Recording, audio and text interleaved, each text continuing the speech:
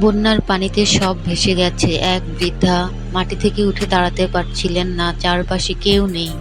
হঠাৎ করে তখনই একটি কুকুর এসে তার গায়ে কাঁধে মুখ ঘষতে থাকে এবং তাকে সাহস দিতে থাকে।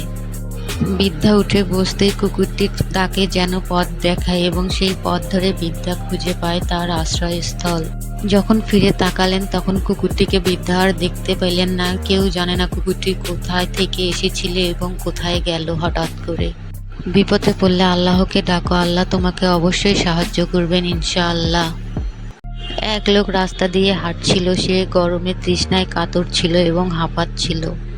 সে দূরে একটি কূপ দেখতে পায় এবং সেখান থেকে পানি পান করে এবং পরে দেখতে পায় একটি কুকুর তৃষ্ণায় কাতরাচ্ছে, তার জিভ বেরিয়ে গেছে। লোকটি তখন নিজের হাতে করে পানি তুলে কুকুরটিকে নিজের হাতে আল্লাহ তার এই দয়া করালো এবং আল্লাহ তার কাছ থেকে খুশি হয়ে তাকে জান্নাত দান করলেন। দয়া কখনো বৃথা যায় না, অবশ্যই সাবস্ক্রাইব। এক বৃদ্ধ পুরুষ স্ত্রীর মৃত্যুর পর একেবারে একা, ঘরে সঙ্গ দেওয়ার কেউ নেই, কথা বলারও কেউ নেই। একদিন বারান্দায় বসে থাকলে হঠাৎ একটি পাখি এসে তার সামনে বসে।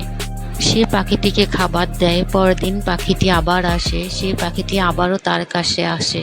বৃদ্ধের দিন কাটতে থাকে সেই পাখিটির সাথে।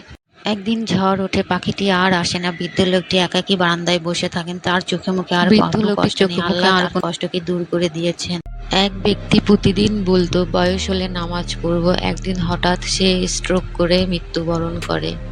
কবরের জবাবের সময় তার কোনো নামাজ লেখা ছিল না। তার রূহ চিৎকার করে বলল, যদি আর একটু সময় পেতাম।